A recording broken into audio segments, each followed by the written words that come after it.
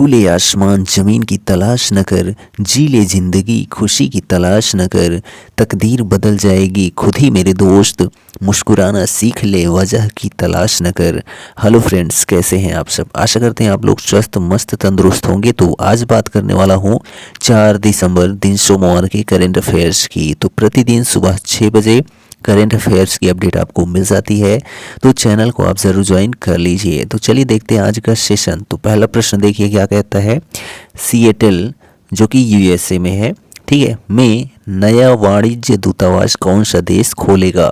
तो यहाँ पर ऑप्शन देखिए, श्रीलंका, भारत, ऑस्ट्रेलिया या फिर जो है नेपाल।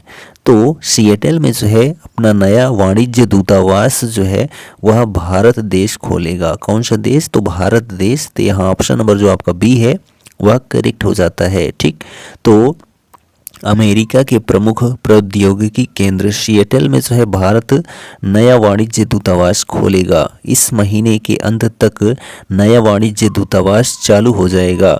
2002 बैच के भारतीय विदेश सेवा यानी कि आईएफएस जो है अधिकारी प्रकाश गुप्ता मिशन में जो है महावाणिज्य दूत होंगे। ठीक, चलिए दूसरा प्रश्न है क्या कि भारत ऋण समाधान कंपनी लिमिटेड यानी कि आईडीआरसीएल के अध्यक्ष हाल ही में कौन बने हैं? यहाँ ऑप्शन है आपका विनीत राठौर, नागमणि वैस, नारायण शेषाद्री या फिर इनमें से कोई नहीं। तो भारत ऋण समाधान कंपनी लिमिटेड के जो अध्यक्ष हाल ही में बने हैं नारायण शेषाद्री बने हैं। कौन बने हैं? नारायण शेषाद्री। तो यहाँ तो जो ऑप्शन आपका सी है वह करेक्ट हो जाता है। ठीक, तो जो है दिवाकर गुप्ता के इस्तीफे के बाद जो है केपीएमजी के जो है पूर्व कार्यकारी जो है नारायण शेषाद्री भारत ऋण समाधान कंपनी लिमिटेड के जो है अध्यक्ष बनेंगे। ठीक है, चलिए तीसरा प्रश्न है बीएसएफ यानी कि बॉर्डर सिक्योरिटी फोर्स का जो है 59वां स्थापना दिवस जो है हाल ही में कब मनाया गया है? तो यहाँ ऑप्शन है 4 दिसंबर, 3 दिसंबर, 2 दिसंबर या फिर जो है 1 दिसंबर। तो बीएसएफ का जो है 59वां स्थापना दिवस जो मनाया गया हाल ही में 1 दिसंबर को मनाया गया। कब? 1 दिसंबर को। तो यहाँ जो ऑप्शन नंबर आपका डी है वह करेक्ट हो जाता है। तो सीमा सुरक्षा बल भारत का जो है एक प्रमुख सशस्त्र पुलिस बल है एवं जो है विश्व का सबसे बड़ा सीमा रक्षक बल है, जिसका गठन जो है 1 दिसंबर 1965 ईस्वी में हुआ था। यह भारत सरकार के गृह मंत्रालय के अधीन कार्य करता है। और गृह मंत्री कौन है? कमेंट बॉक्स में आप जरूर बताइए। सभी को पता है लगभग में देखा जाए तो 1 दिसंबर 2023 को जो है यह 59वां जो है स्थापना दिवस मना रहा है। कौन? सीमा सुरक्षा बल। ठीक है, चलिए नेक्स्ट क्वेश्चन देखिए। 4th नंबर, इस श्योर इंडिया अभियान ने जो है गिनीज वर्ल्ड रिकॉर्ड्स बनाया है। यह किस से संबंध है इसका? तो यहाँ है HDFC life, Reliance group, Tata life insurance या फिर जो है नन ऑफ दीज। तो इस श्योर इंडिया अभियान ने जो है गिनीज वर्ल्ड रिकॉर्ड बनाया है। इसका संबंध जो है एचडीएफसी लाइफ से है। तो यहाँ जो ऑप्शन आपका ए है वह करेक्ट हो जाता है।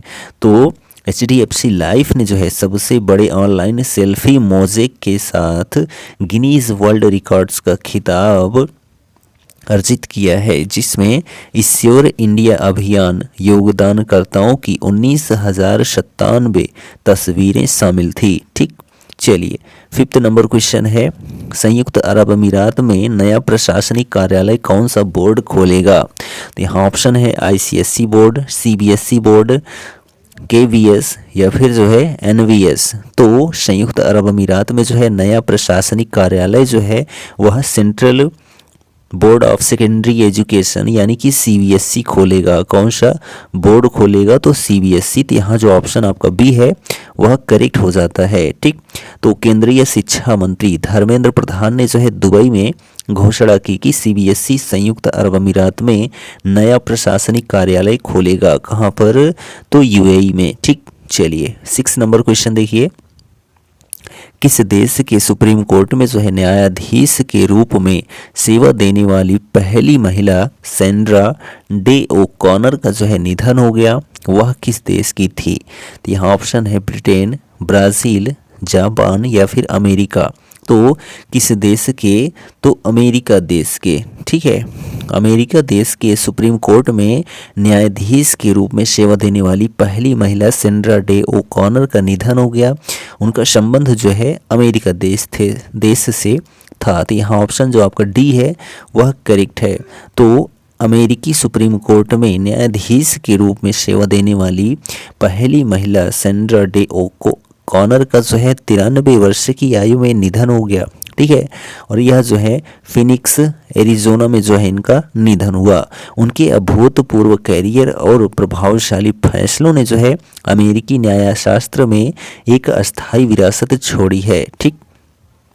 चलिए 7 नंबर क्वेश्चन है कि IITF 23 में उड़ीसा पवेलियन ने प्रदर्शन में उत्कृष्टता के लिए कौन सा पदक जीता है? तो यहाँ ऑप्शन है रजत पदक, स्वर्ण पदक, कांस्य पदक या इनमें से कोई नहीं।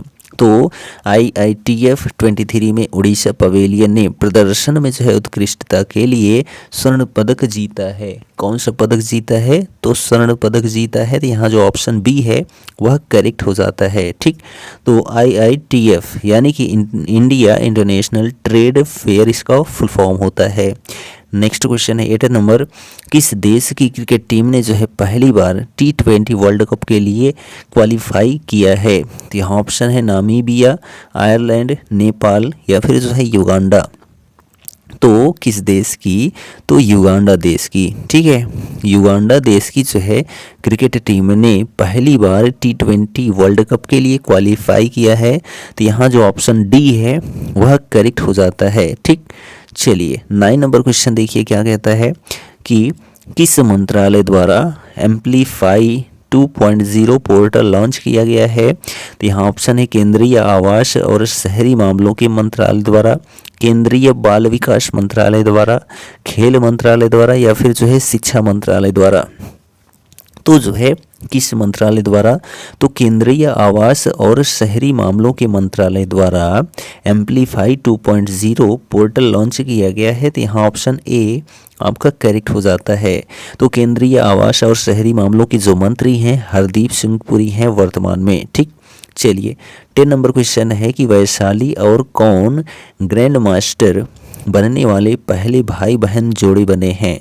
यहाँ ऑप्शन है अर्जुन कल्याण, अभिजीत गुप्ता या फिर जो है भरत सुब्रमण्यम या प्रज्ञानंद।